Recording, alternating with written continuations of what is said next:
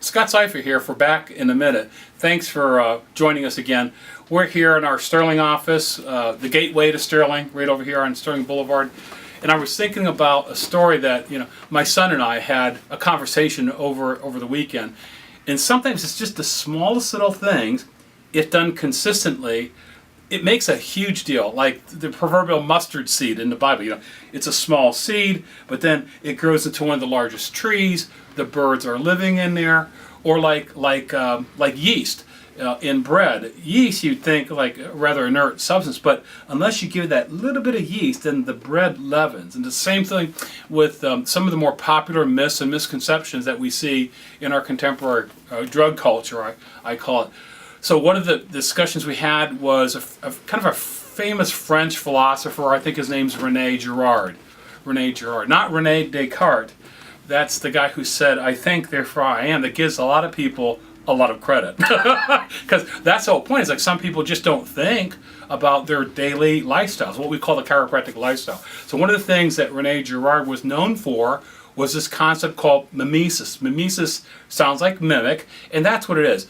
And I'm now taking that, I'm transporting that into the media, which we get a lot of these days. I think it was estimated by the year 2019 that the remote devices are going to take over television for the first time.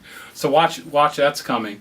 And that can be a real problem. It's a lifesaver in many respects, but it can be a real problem because it could be an addiction. And we all know about sin and addiction. But what René Girard was saying was, many people over the years, this is not fake news. This is something that everyone talks about fake news. This fake news has been going on for a long time, but this is real news, and you see it common in some of the commercials.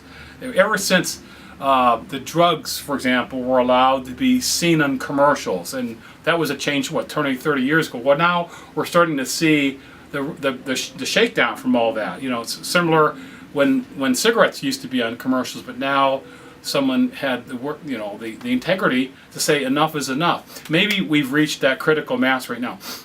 But some of these commercials, if you look at it, like they have these women and men that are well comported. They're perfect. Their hair isn't perfect. They're doing everything at once. You see, there's nature in the background. There's birds that are chirping, moths that are flying, kites that are flying. The idea is that if the notion is if you take this medication, you can become that. And so we see this a lot in certain sports athletes or Hollywood types of movie stars and whatnot. I'm thinking of the Shaq right now, a multi-sport athlete, and who basically he's saying that if you take these little patches, the perception is that's going to everything will go away. All of your back pain will go away. Well, we know. If you fight Mother Nature rebels, and she always wins. And so the nature is full of people in the history who try to fool Mother Nature. Isaac Newton would be a classic example where a lot of people don't know this, but he was an alchemist. Smart guy, way smarter than me. But he understood that an apple, if you drop it, but I'm sure the concept here is that if people start eating an apple a day, keeping the doctor away. If people started using their left and right doctor, their left and the right leg, I think the need for some of these medications would be dramatically reduced. So in the next segment, I'm going to describe the mechanical basis of pain and how what you do, we're trying to empower you, what you do makes the world of difference in a lifestyle that creates an environment where there's less need for drugs and surgery. Thank you.